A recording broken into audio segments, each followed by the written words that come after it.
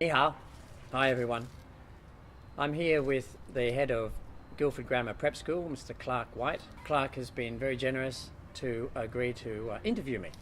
So in the process of us putting together some footage for the Guildford Grammar Ging Mo Academy that's starting up in a couple of weeks, I found myself quite challenged because I didn't want to be just a talking head and selling all the wonderful things about Ging Mo Academy coming out to Guildford. I thought what was most valuable is from Guildford's point of view, from the school's point of view, why it is that Clark sees value in this collaboration.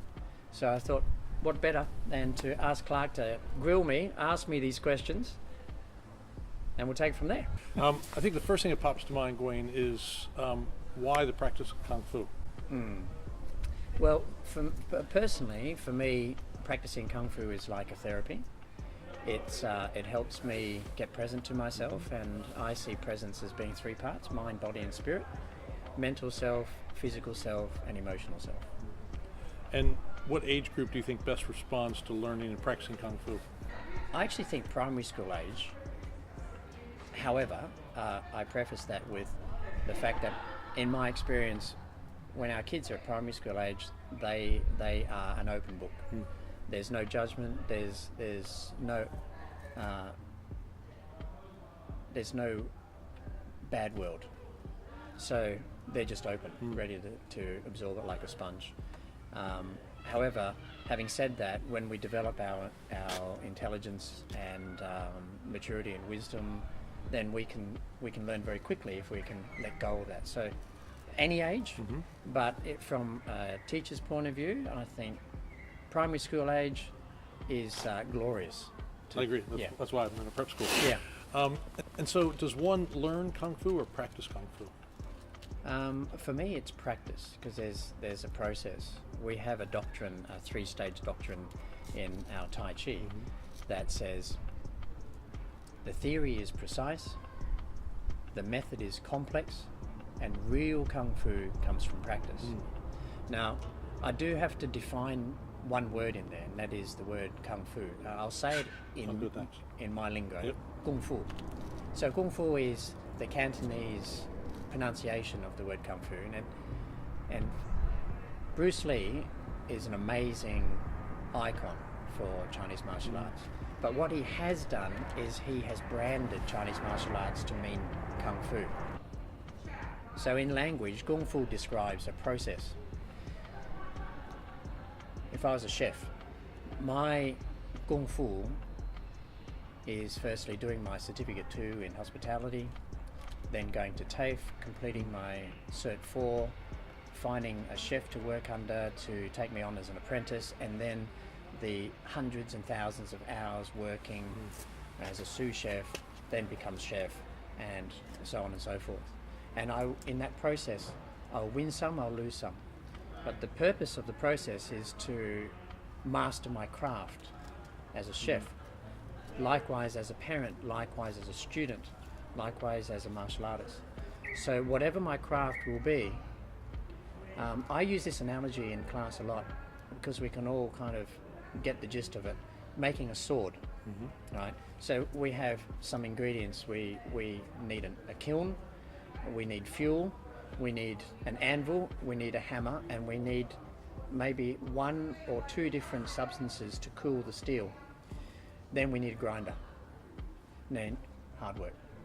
So you get the picture, right? We take iron to make steel, and we pound and pound and heat, pound, cool, pound, heat, pound, cool, and we just keep repeating this process. And sometimes it feels like we're just doing the same thing over and over again and not getting anywhere. And then eventually it's time then to sharpen the blade, right? So our doctrine tells us that there's a process, and in kung fu, that blood, sweat and tears, in the sense of the old words, is part of the process. It's absolutely necessary. That's great. It's actually correlates with what we talk about at school, the blood, sweat and tears of learning. One element that we're working on in education more is this idea of failure. We don't appreciate failure and the benefit of failure enough. How do you do that through your practice? Well, first of all, this is my interpretation. I take away the judgment behind a result. So there is no success and no failure, there just is. Great point. Yeah. So in that sense, the freedom to fail isn't based on judgment, but we have kids and adults in our society that may well join this academy who are worried about failure. Absolutely. And so how does your practice and how does the teaching of Kung Fu allow them to fail and learn from that? Is that part of the process? Absolutely. So in mind, body and spirit, when a result happens, say if we say we fail, it triggers an emotion. What's most important is that our study enables us to be able to process that emotion. So we acknowledge what it is that we're feeling, and then we have a supportive environment that allows us to feel that through. So there's no such thing as a bad emotion. There just happens to be different emotions. And that's what's really important about any result. And I believe it's really important for us to test ourselves. It's like you're making a sword. You have to check it, right? Every so often, chop something. Oh, no, it's not quite right. All right, let's go again. And it triggers an emotion. That's part of our process. We get to learn more about ourselves and how we respond to certain emotions. Like, I have certain responses because they were molded from my childhood. For example, my parents never allowed me to feel bad emotions. So now when I feel a bad emotion, my default coping mechanism kicks in, even before it's not even conscious. It's like, oh, there it is again. Now, through a practice, I'm able to recognize that more and more often, and therefore it becomes more familiar, and I learn from it. Fantastic. So it sounds like the program isn't about acquisition of belts, it's about a holistic program of development of self through Kung Fu rather than just the pure learning for belts and grades and all that. Okay, so what about old guys like me? Well, first of all, you're not old. So Chinese martial arts and Chinese medicine work on a similar principle, and the principle fundamentally is that there are two different types of exercise. There's exercise that depletes energy, and there's exercise that rejuvenates energy. Now, without getting into it in great detail, when we are an infant growing and maturing the body, it's very important, it's crucial that we have exercise that is depleting. We've got to run, we've got to jump, we've got to fall, right? We've got to stretch too far and all this sort of thing, because the body then gets triggered to get strong in those ways. When we're in our declining years, because we have a set time on this earth, which is a long, slow decline, we require rejuvenating exercise, something that gives back to the body. And then when we're in between, like you and I are in this consolidation period, we get to mix it up. And every individual is different, so we have a different percentage, right? We mix that, the depleting exercise as well as rejuvenating.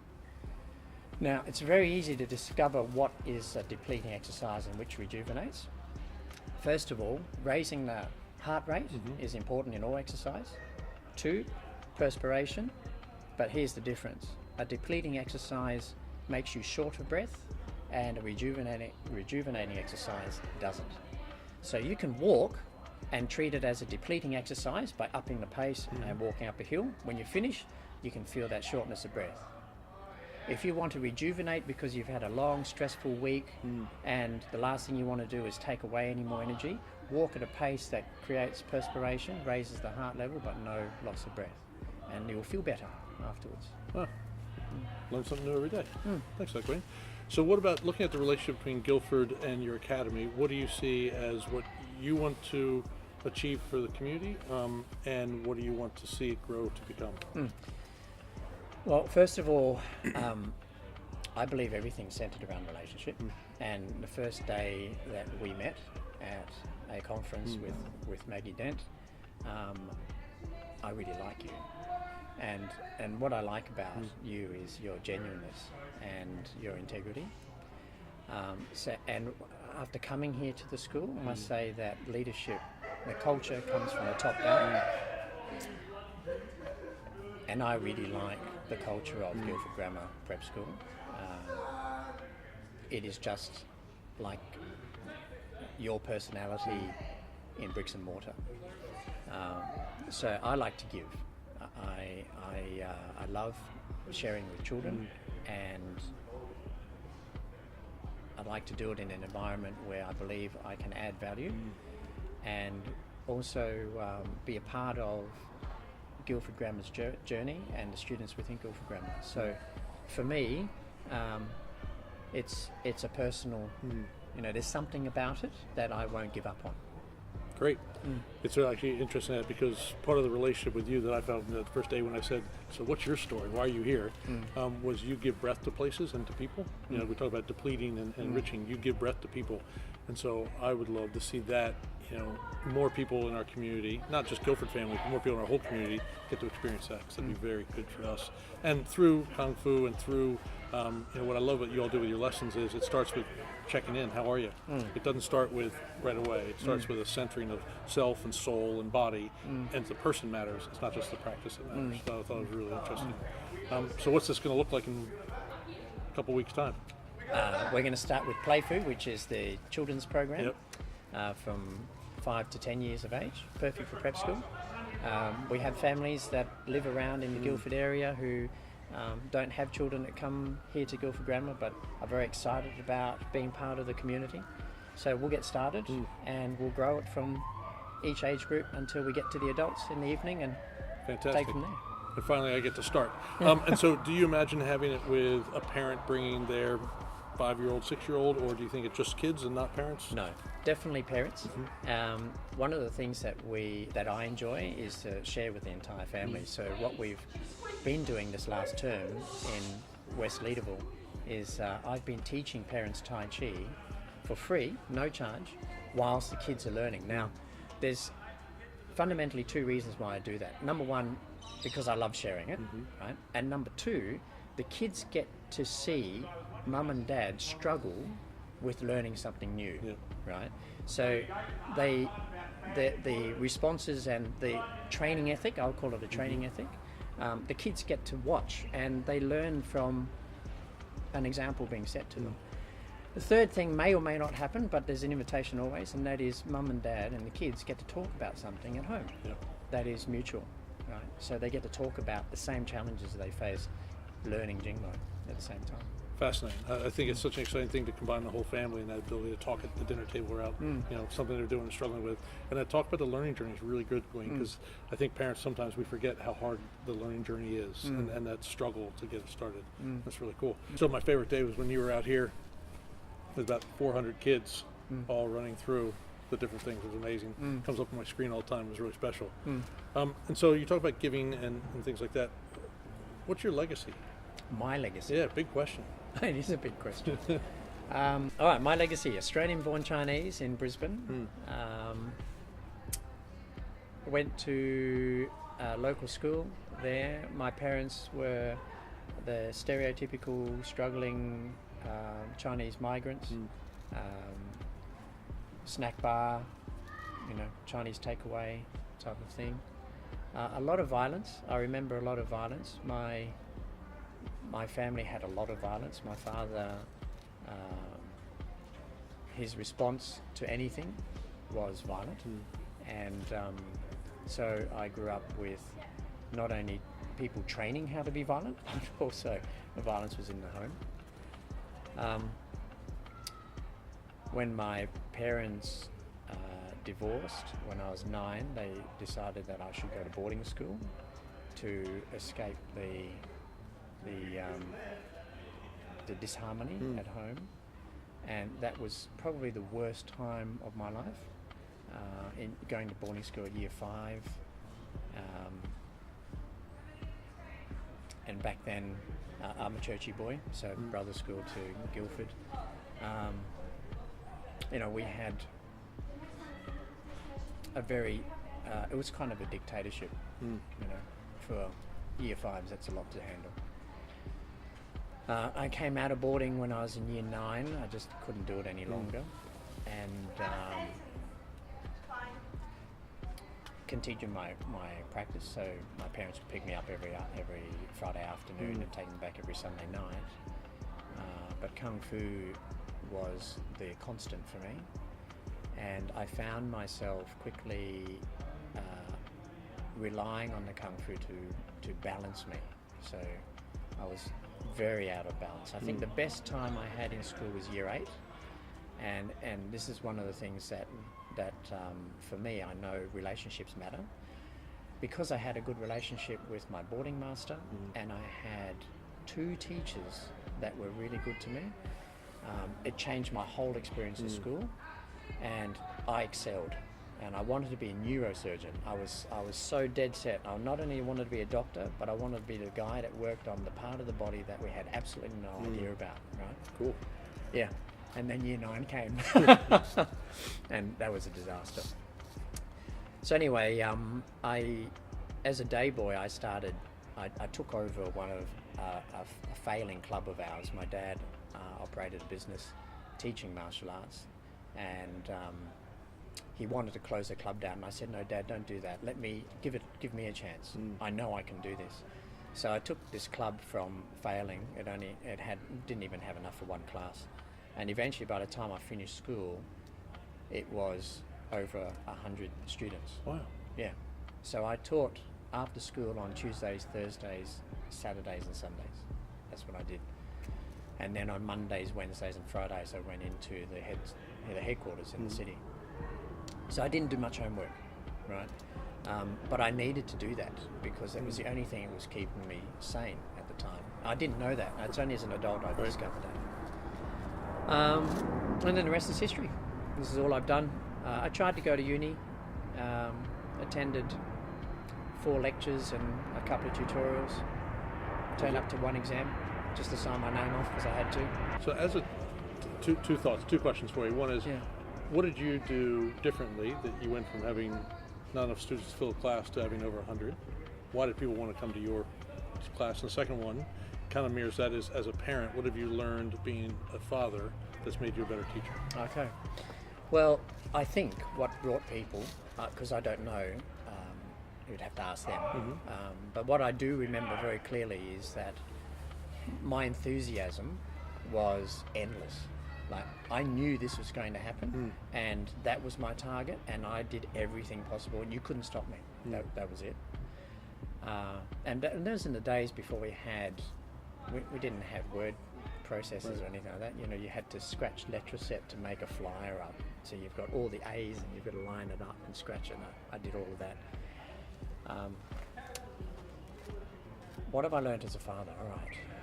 Well, what I've discovered, I have 3 children. My eldest, Jung, who's 23 this year, and Isabella, who's 8, and William, who's 6 months old today. Congratulations. Thank you. When Jung was 3, he had leukemia, and that totally changed my world. For 4 years, he battled the disease. We lost him twice. He came back. And I realized then, at that point, there was more to life than just being a provider, because I was in provider mode.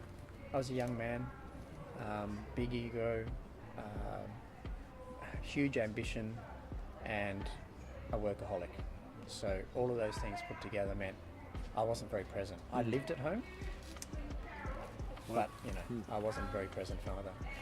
So things started to change. I scaled down the business. Within he was in treatment at PMH for 4 years. In the first year, I knew I couldn't keep this up. I knew where I needed to be, so started to scale the business down from the East Coast, having 2 operations, East Coast and West Coast, to just here and just one place.